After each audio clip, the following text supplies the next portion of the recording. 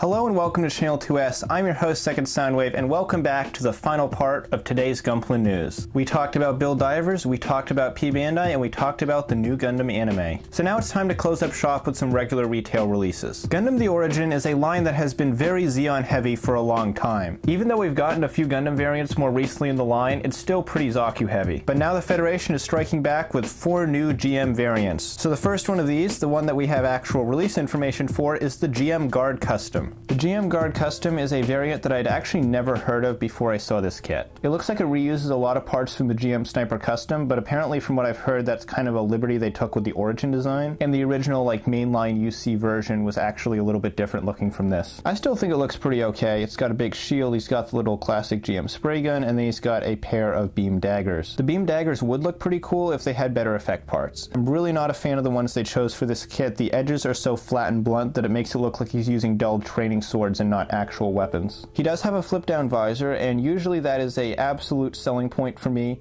Like, put a flip down visor on anything and I'll take it, but in this case I don't think it's quite enough to sway my opinion. We're also going to be getting 3 more GMs in the future that we don't have any release information for, so these could be P Bandai, they could be retail. Knowing Bandai, they're probably all going to be premium. But then again, they are very minor variations of the GM Guard Custom, and since Origin is about as ass backwards as you can get, we're probably going to get these at retail, and then we're going to get some super cool, really heavy modifications of them premium Bandai. So here's the GM Cannon. It's one of my favorite GM variants. I love the colors on it, especially the black and the white and the red together with that little splash of yellow on the chest and the blue on the visor. This has a very well done color scheme, and I respect that. The Interceptor is a pretty fun color scheme too. It's very purple. We don't see a lot of purple mobile suits, so that's always a plus. It's got this cool kind of RoboCop visor. And then finally we got the GM Sniper Custom. Out of all the ones they've shown, this seems to be the most faithful to the original MSV, which by Origin logic means that this is probably going to be premium. I would love to be wrong on that though. The high-grade Universal Sentry line is continuing its Zeta Gundam streak with the BR Land. I think I've talked about this kit a couple times before. They showed it at Gundam Base Tokyo. There's not much I can really say about it. It's the BR Land. I have always preferred the Unicorn version and still do. But if you want to complete your Zeta Gundam collection, the BR Land is a pretty substantial player in the show. And finally, wrapping out today's Gunpla news, this 4-part extravaganza is the SD Gundam Cross Silhouette line. The Cross Silhouette Zaku is the best SD Gundam that I have ever seen. The detail on this is great. I love the head. The eye looks like it actually moves around. It looks like they even used a piece of clear pink plastic for the mono eye. If you put the kind of extended inner frame in it, it looks even better. And also, as you can probably tell from this picture, they are making a gray version of the inner frame set. That's going to be really useful for some of the non-Gundam cross silhouettes. But back to the Zaku, I gotta gush about this thing some more because it is just awesome. He's got all the weapons you could want. He's got the missile pods on the legs, he's got the bazooka, he's got the machine gun, he's got a heat hawk, and the coolest thing about the heat hawk is that he has a clear yellow piece for the blade. There's really nothing they missed on this. I have never been this excited for an SD kit before. But can Bandai top the Cross Silhouette Zaku by releasing a Cross Silhouette Zeta Gundam? Well, normally I'd say yes because I'm a big fan of the Zeta Gundam.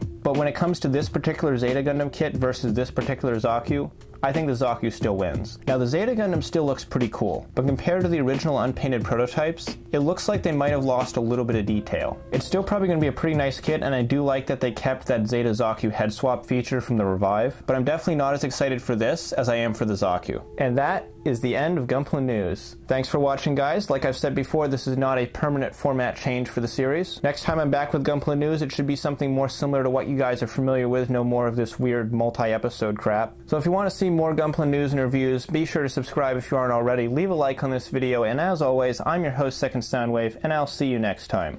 Take care, guys.